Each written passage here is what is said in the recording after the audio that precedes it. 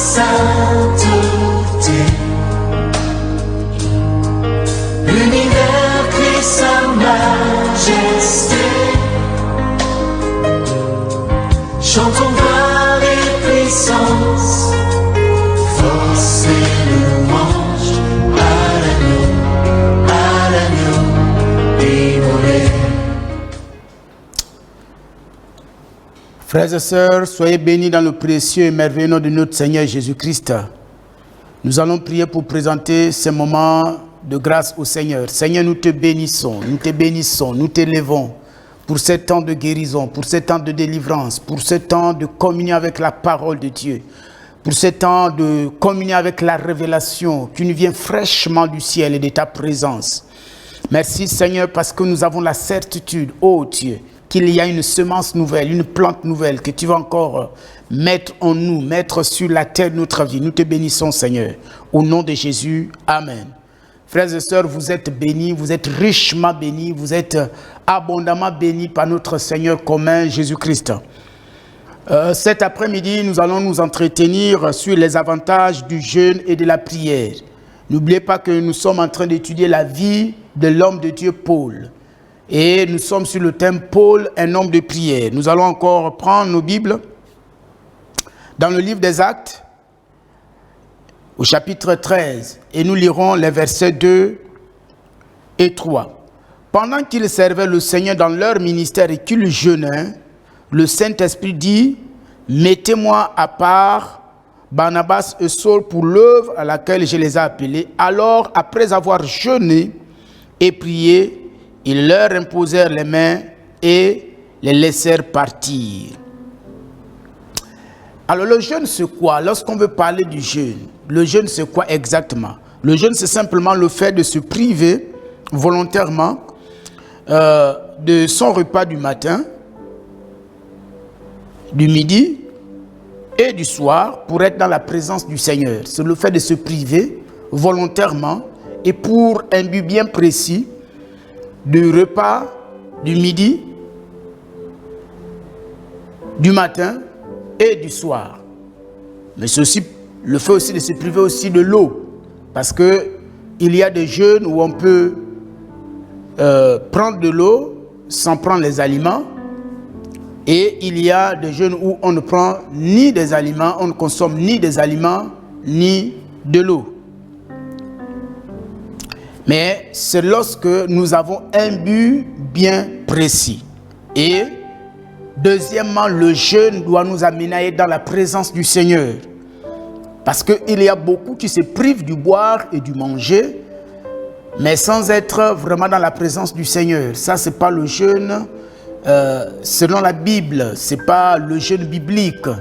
Et malheureusement, ces personnes qui se livrent à ce type de jeûne, ils causent des dégâts graves dans leur corps, dans leur santé, des problèmes de reins et d'autres. Et ils peuvent être victimes d'une déshydratation. Et parfois même les nerfs peuvent être touchés simplement parce qu'ils n'ont pas jeûné selon que Dieu l'a prescrit dans les Saintes Écritures. Donc, pour ce qui est de la définition, retenez simplement que le jeûne, c'est le fait de se priver du manger et du boire parce que nous voulons rechercher le Seigneur, soit pour une situation spécifique, soit simplement pour la croissance de l'homme intérieur. Alors, quels sont les avantages du jeûne? Parce que c'est sur ça que nous allons nous appesantir cet après-midi. Lorsque vous examinez le passage que nous venons de lire, vous allez vous rendre compte que le mot jeûne revient 2 fois. Et ça montre que l'auteur Luc ici insiste plus sur le jeûne. Parce que le verbe prier revient 1 fois et le verbe jeûner revient 2 fois. Donc ça veut dire qu'un accent est mis sur le fait que l'Église s'est privée du boire, du manger, certainement de plusieurs choses, simplement pour être dans la présence du Seigneur. Et pendant que l'Église est dans la présence du Seigneur, le Saint-Esprit, parce que le jeûne crée une atmosphère favorable, un environnement favorable à la manifestation de Dieu, comme nous l'avons déjà vu. Et là donc, l'Esprit de Dieu s'est vraiment manifesté. Alors le premier bénéfice du jeûne, c'est que le jeûne assujettit la chair et élève l'esprit. La Bible dit que la chair a des désirs contraires à ceux de l'esprit. Lorsque l'esprit n'est pas élevé, notre esprit, c'est-à-dire l'esprit humain, lorsque notre esprit humain n'est pas élevé, ce qui va se passer, c'est que notre esprit humain va être étouffé par la chair. Or, la chair se manifeste par ses désirs, parce que la chair a son fruit, comme nous dit la Bible. Or, la Bible dit quoi? Marchez par l'esprit et vous n'accomplirez pas les désirs de la chair. Pour manifester, pour marcher par l'esprit, il faut déjà dompter la chair. Et le jeûne est l'un des exercices efficaces, sinon puissants, entre les mains de Dieu et entre nos mains pour pouvoir maîtriser notre chair et ses désirs. Donc, le premier résultat du jeûne, c'est que le jeûne assujettit la chair et élève l'esprit. Et lorsque notre esprit est élevé, vous savez, c'est l'esprit qui nous donne la conscience de Dieu. C'est l'esprit qui nous montre la nécessité de communier avec Dieu. Ça, c'est du domaine de l'esprit. Mais lorsque c'est la chair qui domine sur nous, voyez-vous, la chair aura tendance à nous amener, à nous affectionner aux choses terrestres. Mais lorsque l'esprit s'élève, l'esprit va nous donner de nous affectionner aux choses d'en haut. Donc ça, c'est le premier résultat. Pourquoi l'Église est-elle faible aujourd'hui? Pourquoi beaucoup de chrétiens sont faibles aujourd'hui et marchent dans la chair? Quand vous entendez des chrétiens qui disent « je suis frustré, je suis découragé », en réalité, c'est le langage de ceux qui marchent par la chair. Parce que celui qui marche par l'esprit est difficilement frustré. Il est difficilement découragé. Je ne dis pas qu'il ne se décourage pas. Je ne dis pas qu'il ne peut pas être frustré. Mais il est difficilement frustré. Il est difficilement découragé. Pourquoi? À cause de l'esprit qui domine sur la chair et ses désirs. Donc ça, c'est le premier résultat.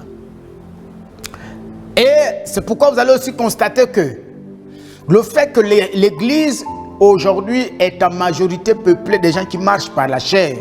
Vous voyez?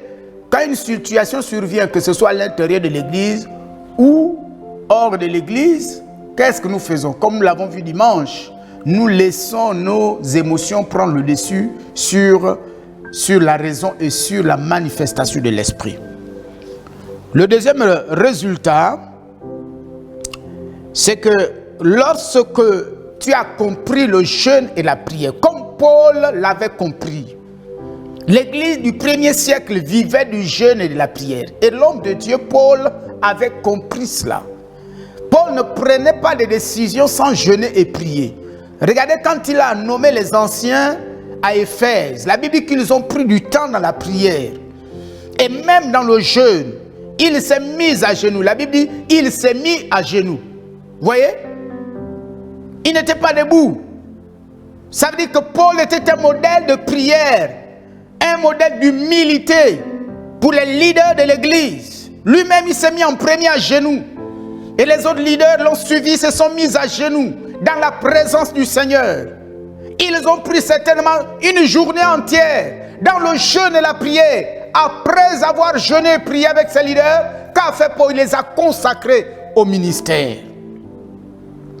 Et nous allons, vous constaterez également que lors de la traversée de la mer Adriatique, pendant qu'il se rendait à Rome, il y a eu une tempête terrible. Tout le monde était dans la panique.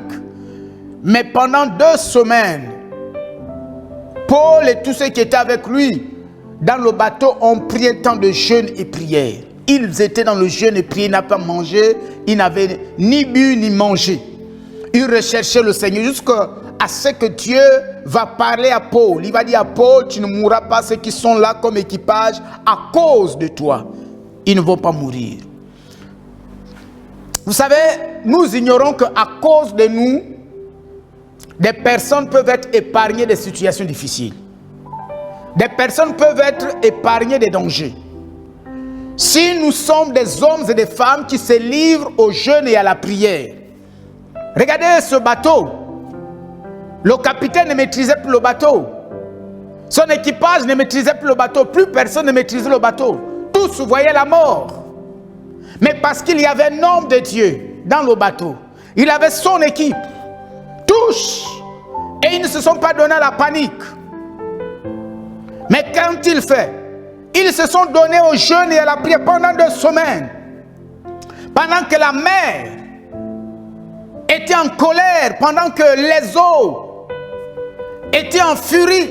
Mais Paul et son équipe étaient dans le jeûne et la prière. Et la voix du Saint-Esprit s'est fait retentir. Il a dit, Paul, personne ne mourra. À cause de toi, personne ne va mourir. Dis-le leur. Paul, qui au départ n'était pas maîtrisé, mais qui était méprisé. Même si on méprise votre parole.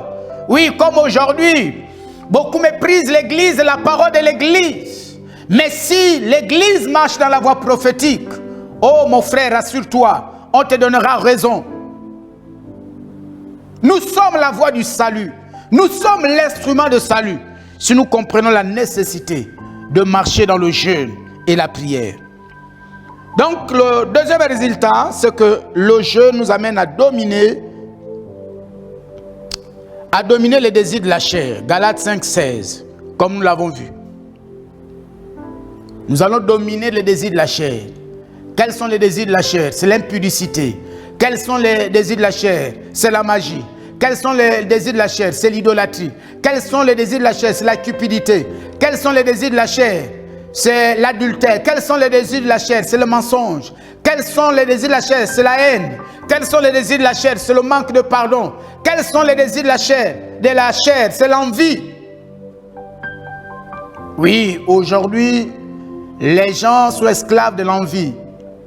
Lorsqu'ils apprennent qu'un frère a fait une grande réalisation, au lieu de se réjouir avec lui, ils sont épris de jalousie et de haine. Ça, c'est l'esprit d'envie. Mais lorsque tu marches par le Saint-Esprit, tu domines les désirs de la chair. Et ça vient avec le jeûne et la prière. Dieu appelle son Église à revenir à lui. Reviens au Seigneur dans le jeûne et la prière. Ce que tu vis aujourd'hui est un appel de Dieu. Dieu t'appelle à revenir à lui dans le jeûne et la prière. L'Église du Seigneur, revenons à Dieu dans le jeûne et la prière. Frères et sœurs, Dieu nous appelle à revenir à lui dans le jeûne et la prière. Il y a des gens, ils mangent tellement que pour lui, jeûner, c'est un problème. Alors, le troisième résultat du jeûne, c'est que le jeûne développe l'essence de l'homme intérieur. Vous savez, l'homme intérieur, c'est notre esprit. Et notre esprit a besoin de se développer. Comment se développe l'homme intérieur? L'homme intérieur se développe par la parole de Dieu. L'homme intérieur se développe par le Saint-Esprit. L'homme intérieur se développe par ses exercices spirituels, qui sont la méditation de la parole, qui sont le jeûne et la prière, qui sont l'obéissance à Dieu, la soumission à Dieu, qui sont la sainteté, la crainte de Dieu.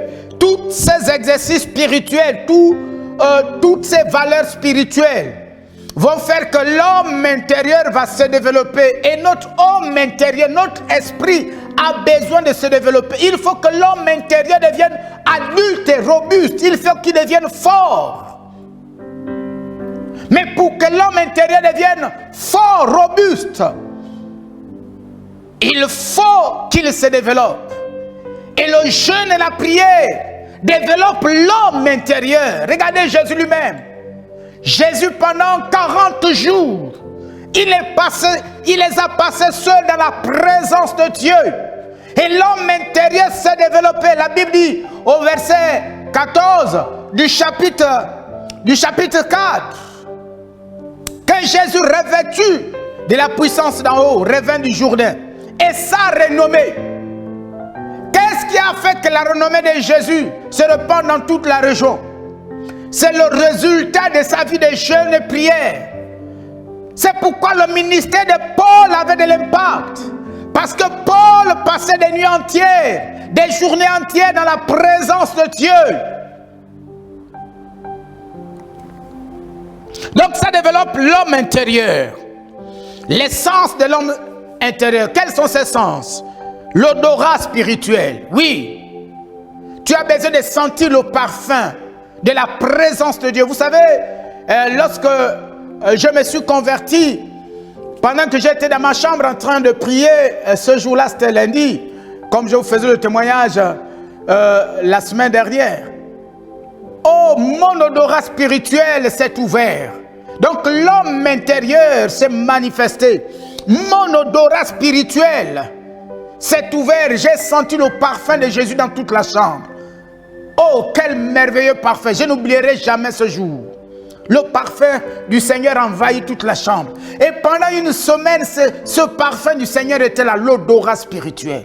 Nous avons besoin d'avoir l'odorat spirituel pour ressentir le parfum de Jésus lorsque nous sommes à un endroit. Vous savez, un jour, j'ai passé un endroit et j'ai senti une odeur, mais c'était l'odeur des démons. Oui, si le Seigneur a une odeur, c'est que les démons aussi ont une odeur. Mais comment discerner la présence du Seigneur, la présence des démons? C'est par l'odorat spirituel. Mais le jeûne et la prière va développer l'odorat spirituel. Oh, merci Seigneur. Mais il y a aussi l'huile spirituelle.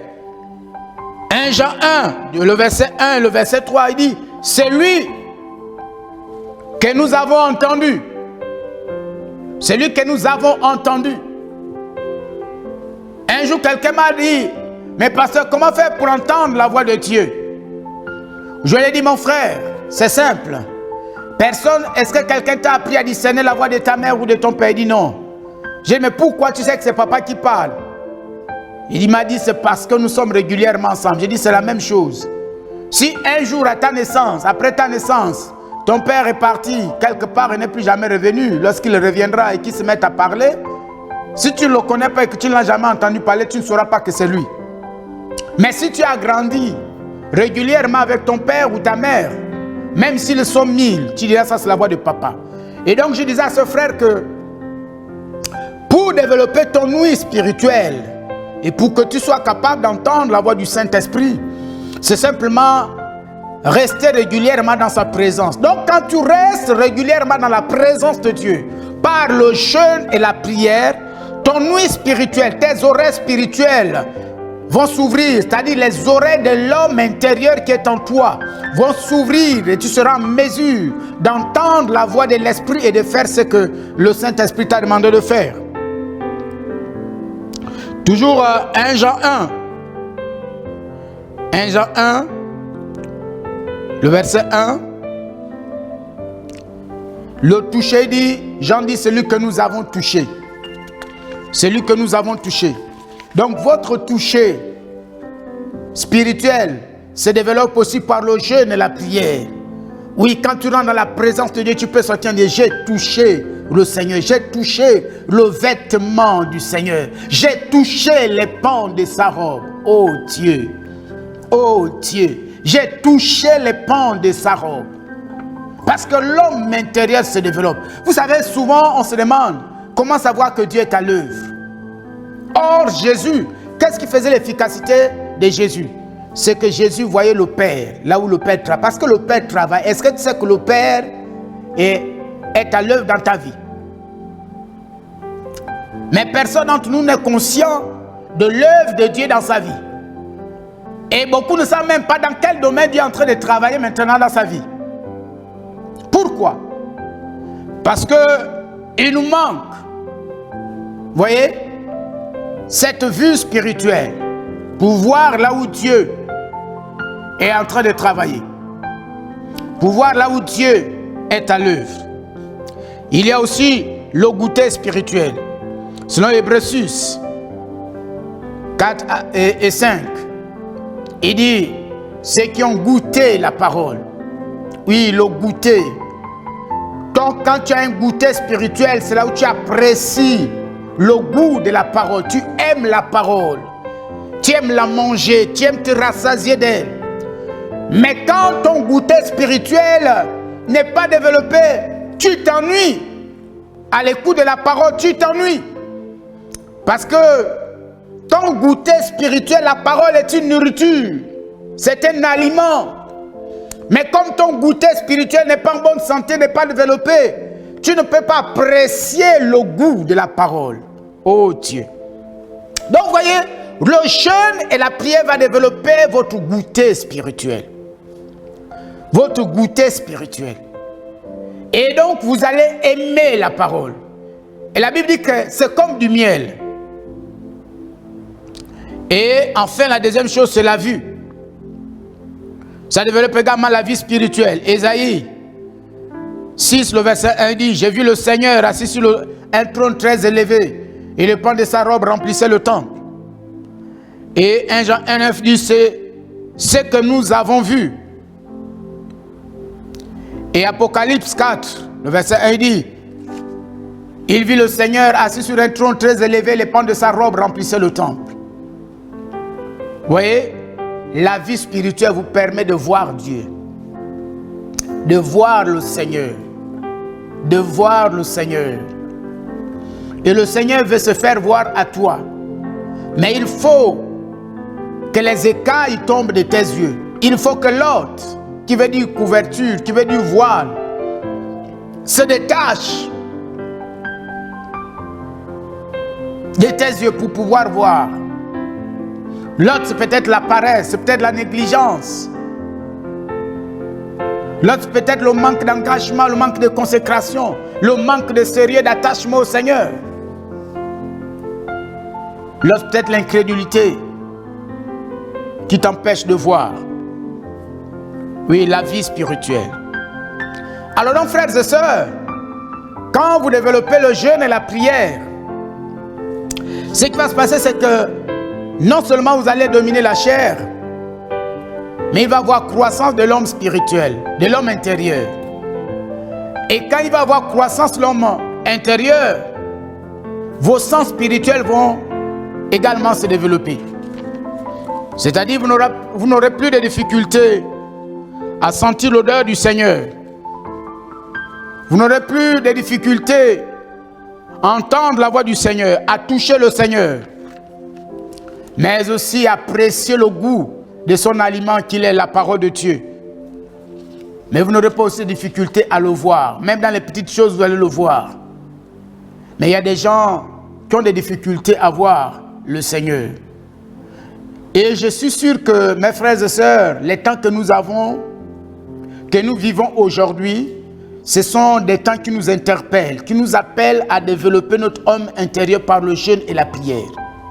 Parce que si pendant ce temps, tu n'es pas en mesure d'entendre la voix de Dieu, si tu n'es pas en mesure de voir Dieu, si tu n'es pas en mesure de toucher Dieu, si tu n'es pas en mesure de le goûter et de l'apprécier, c'est sûr que ces temps peuvent t'entraîner et t'entraîner loin du Seigneur. Seigneur, merci Père éternel et tout-puissant, parce que tu veux que comme Paul, nous développions vraiment une vie de jeûne et de prière. Seigneur, pour le développement de notre homme intérieur a besoin de se développer pour dominer notre chair et pour élever notre esprit. Oui Seigneur, lorsque notre homme intérieur est développé, notre odorat spirituel se développe. Notre ouïe spirituelle se développe.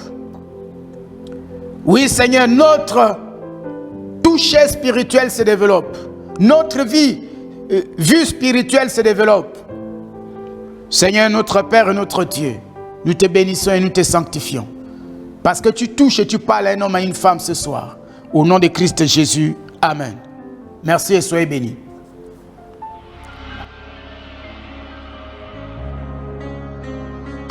Sa sainteté,